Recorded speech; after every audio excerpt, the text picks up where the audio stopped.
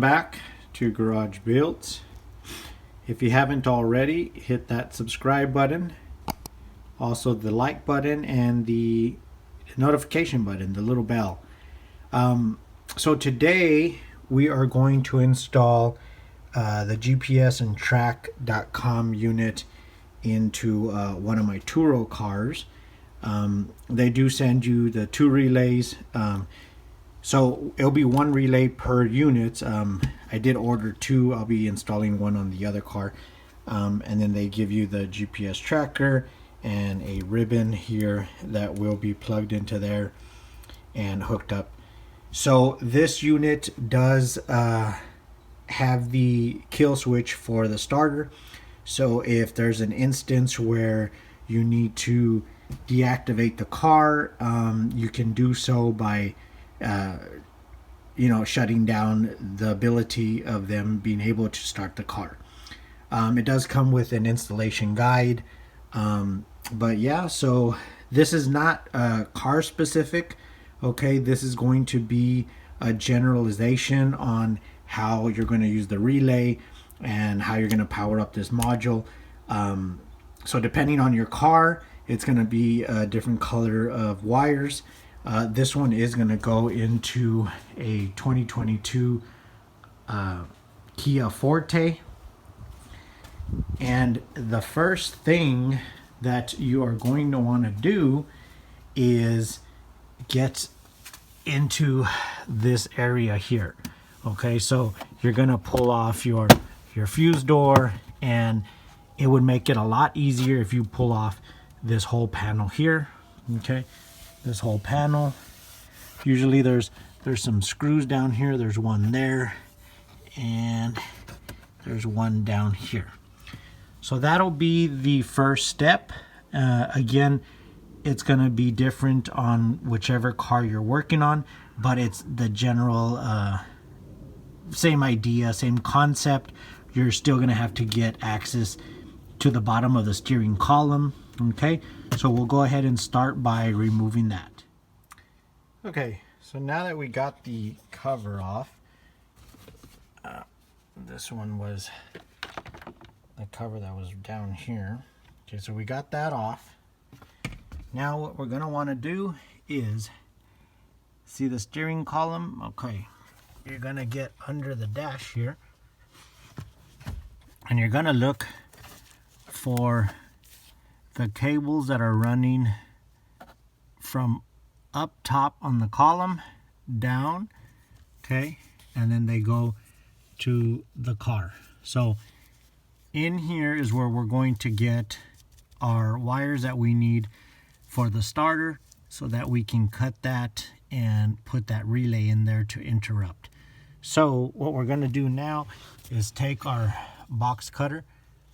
Let me see. Okay, and we're going to gently cut this so that we can open it up. Now again, do it very gentle. You don't want to push hard because there is wires in there that you can cut. So we'll go ahead and move on to that step. Okay, so the next thing we're going to do is when you pull this out of the box, they are separated. So we're going to go ahead and connect this ribbon to this ribbon. As you can see, the yellows on this side and the yellow on this side, just match them up and plug them in.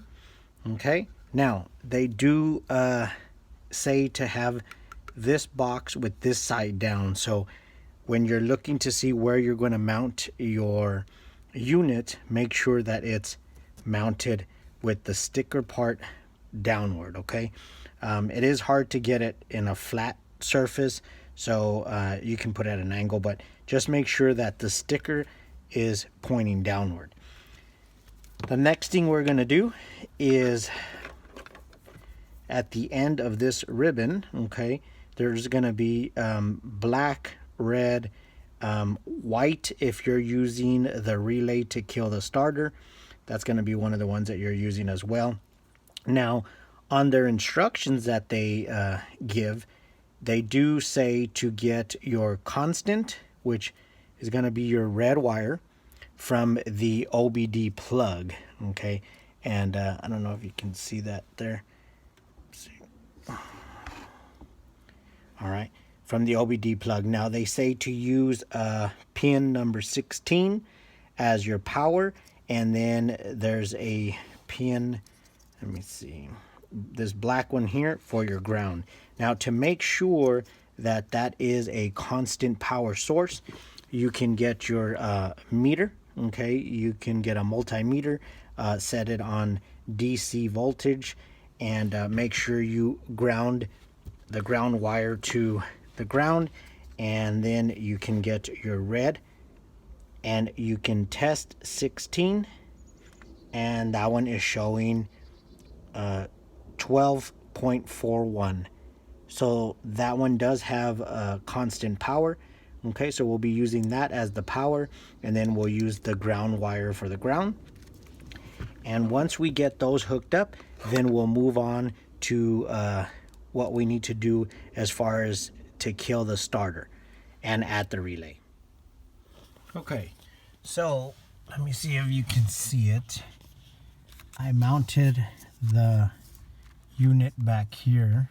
I zip tied it, and I know it's kind of hard to see. So I zip tied it back here. Now this ribbon, let me see if you can see that. Okay, this ribbon is going up here to the front. Now the black and red, okay, I taped that up so that they're not so obvious, and I ran them up here so that they can reach the OBD plug. That's where we'll be getting our power and our ground. Now we're not gonna plug that in yet because we still have to do the relay for the starter. So this is the other ribbon. Okay, these are the other wires that we haven't used yet, and as you can see here, I was metering the white wire. I'm checking to see which is the starter wire. So an easy way to do that is set up your meter to test DC voltage, okay, which we have there. Now if you notice, let me get the key.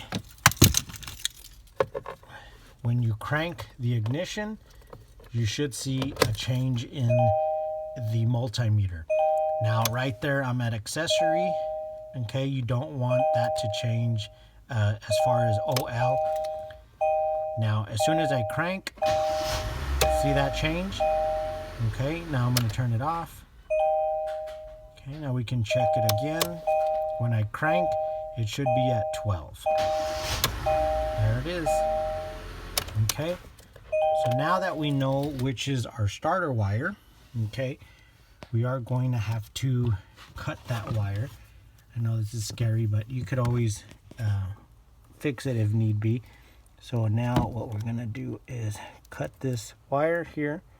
There we go. I'm gonna cut that, okay, and separate it. Now the car should not start. Let me get the keys in the ignition, and we'll try to start the car, and nothing. Okay, the car will not start.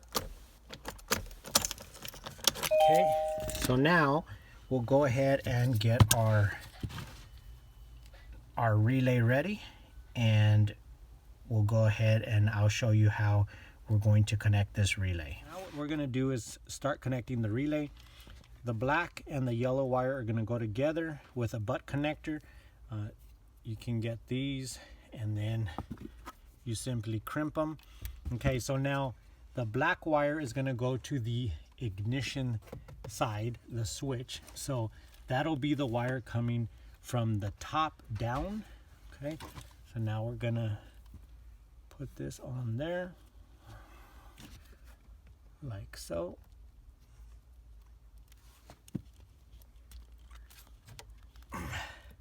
Okay, now the blue wire is going to go to the starter side. Now this is the wire that's already going towards the car. So that's the starter side. We'll go ahead and put that and crimp that. Okay. Now we'll go ahead and move on to the next wires. Okay. Now the rest of these wires on this ribbon, we can go ahead and separate them. It'll just make it easier to work with. Plus, if we don't use all this, we can trim it and, you know, tape it up so that it looks cleaner and we don't have to use all this. So we'll go ahead and separate each one.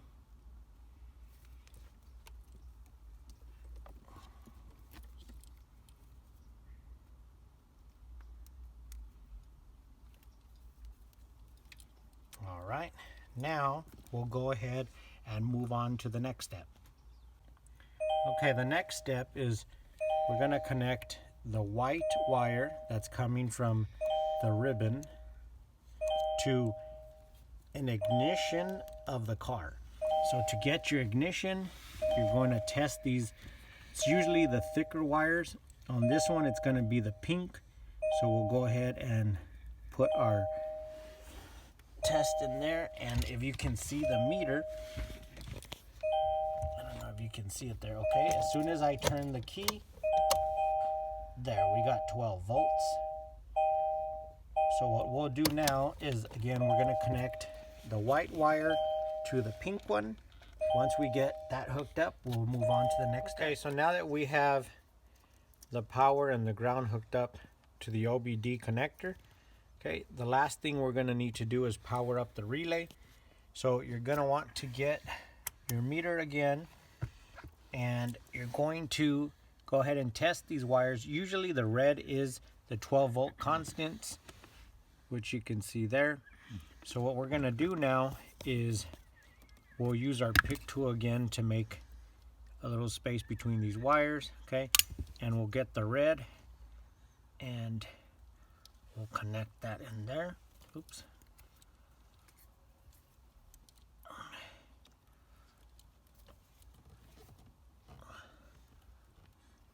All right. So now what we're going to do is I'm going to finish taping this up, putting some zip ties. Then we'll go ahead and clean up all these wires that we're not using, get it all cleaned up. I'm also going to put black tape around all these wires so that they look like all the wires taped up and hidden up in the dash. And you can see here what we did with the OBD. We taped it up. So now the next step we're going to do is pull the car out of the garage so that we can get GPS signal, and then from there we'll go ahead and test the starter kill. Okay, so now we pulled the car out of the garage. As you can see right now, it's running. Oops. Okay, so we are able right now to turn it on and off. Okay, so now we'll go inside and deactivate the starter, and then I'll show you guys how it kills the car. Okay, so the car has been sitting outside for a couple of minutes now, and it is showing now on the computer. So now what we're going to do is go to auto disable here, and we'll click that. Now we'll give you a notification letting you know that the vehicle, when it stops at its next location, it will be disabled. So we're going to go ahead and hit OK. All right, now it does say down here, starter auto disable success. So now we'll go to the car and check to see if it starts. Okay, so now that we sent the signal from the computer to kill the starter, we're going to go ahead and test it out. Okay, so as you can see, it won't start now. So the car is pretty much dead. So now what we'll do is we'll go back inside, and then I'll show you how to or not disable, but take the starter disable off, and then we'll come back to the car and I'll show you how it works. Okay, so now that we know that it did disable the starter, we're going to go to command, and we're going to choose starter auto enable. Okay, then it's going to say this will enable the vehicle right away. So we're going to hit OK. And it was successful. So now we'll go back to the car and we'll try it out, and it should go ahead and start. Okay, so now that we enabled the starter again, we're out here in the car, and now it should start like normal. There we go. So that's how that works. So now the only thing left to do is put the pieces back on the bottom, and then we're good to go. So we'll go ahead and get that done. Okay, so now we have everything back to the way it was originally, and we have our GPS tracker and starter disable installed. Again, hit the subscribe button on the bottom and the like. Also hit that notification so that you can get notified when I release new videos.